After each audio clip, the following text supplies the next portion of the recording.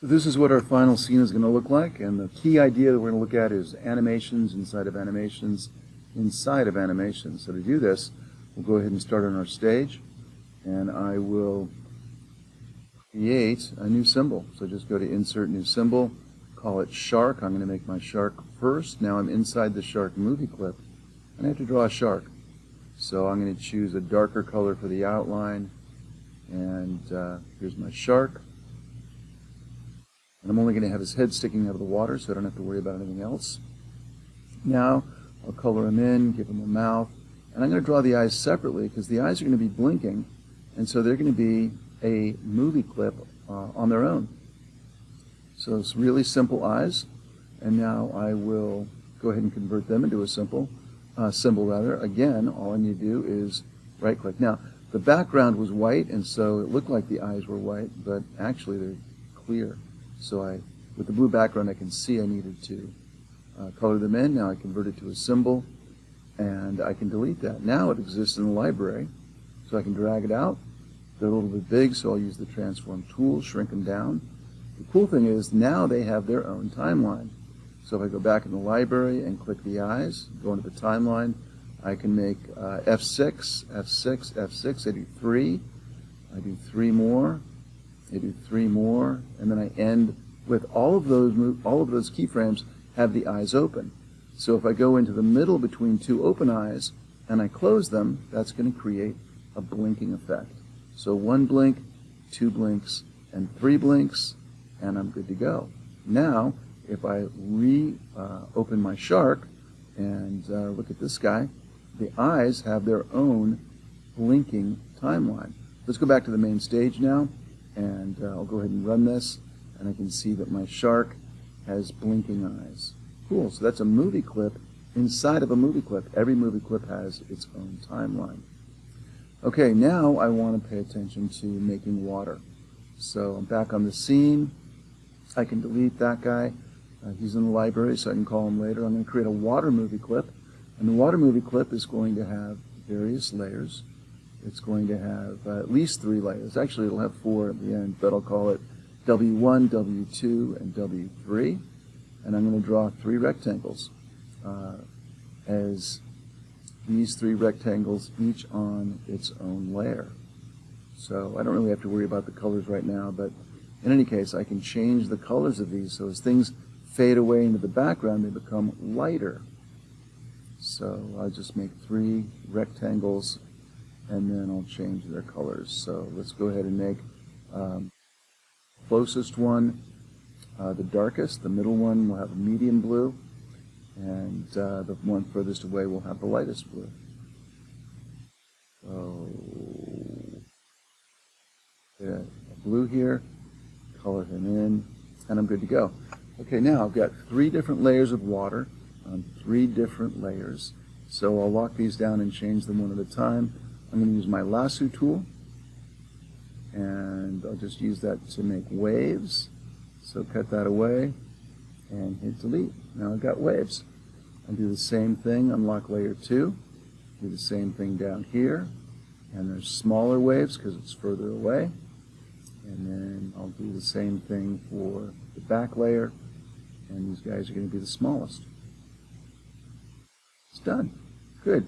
So now I've got 3 layers of wave on 3 different layers. Okay, so now they're all locked, they're not going to move. If I unlock them, and I can move these guys down, and this is a movie clip, so it has its own timeline, and I'm going to make these waves moving back and forth. So I'll change their shape a little bit. Good. So now it looks like I'm going back into the distance. Just create the illusion of depth.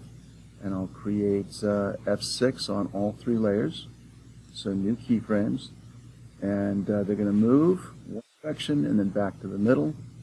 So that guy's going to move one way, that guy will move the other way, and then so 2 guys are moving to the left, 1 guy's moving to the right, and then I come over 2, I'll do the same thing over here, except moving them in opposite directions. Okay, cool.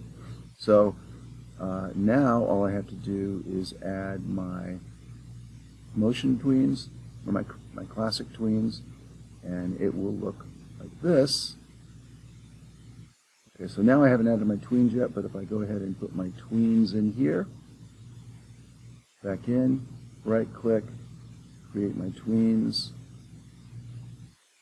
Oh, before I make my tweens, I should make these guys into movie clips, so let's do that. So that guy's a movie clip now, that guy's a movie clip, that guy's a movie clip. And so now I add all my tweens. Now when I run it, they are just moving back and forth. So let's see what it looks like. That looks pretty good. Okay, so now I've got water in his own movie clip. Now I'm going to add one more layer in here, and this layer is going to be in my timeline. So add a layer. I'm going to call this layer Shark. Good. And so now I go back to my, let's go back to my first keyframe, and I go back to my library, and I drag out the shark, and he's right in there. He's between two layers. If I want to move that layer around, I can just drag it and drop it. But also I can shrink him down. Let's see. Let's move him up. So now he's between those two guys, and I'll use my transform tool. And I'll shrink him down a little bit, position him. And now I'm going to give him his own animation.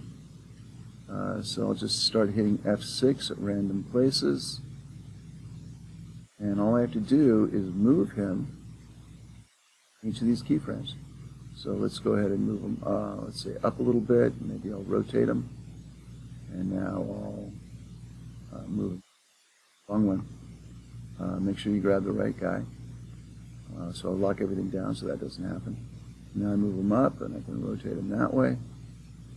I'll do the same thing over here. Rotate down. Maybe this time he moves down a little bit. And over here, I'm just making this up, but he'll come up, rotate, and come up. And so he's just a hungry shark looking for looking for some food. Maybe looking for some lunch. Okay, good. Great classic tweens, all of these guys. So he's going to be moving, and now I'll hit Control Enter again. Good. Now, I don't like all the edges of this water doing what they're doing, so what I can do is I'll do a background. So to do a background, I'm going to create some ground, and I'll just make a couple of rectangles. I'll select all of that, and let's make that a movie clip. So right-click, convert to symbol, call it BG for background. Now that's in the library, and now I'm still in my scene 1. So in the scene, I'm going to create a. Let's see. I'm sorry. Now I'm in my background, and I'm going to create some grass. So grass is easy. Just make a shape. You guys can be more artistic later on, but we're just doing some mechanical stuff right now, really. Use a lighter color for the grass. Usually like the outlines to be darker than the grass itself. And now I can put in my water. So I go back to my library, and I drag my water out to the right stage, make sure, or the right layer, make sure it's unlocked, and there you go. That's a little bit jumbled, but I can move things around. For instance, these guys, if you select them, you might only move part of it. That's not what you want. So you can just select the whole layer at once by clicking on the keyframe, and then the whole thing moves down together. Cool. Now I can see the water needs to be a little bit wider. So let's go ahead, take the whole water and just make it wider, and it's centered in there. And let's see what this looks like. Okay, the water going past the outer edges doesn't matter because I'm going to make this larger, but the water on the inside, I'll have to tweak that a little bit because I don't want that edge showing. And so now, if we take the entire movie clip, then move them over, that looks a little bit better.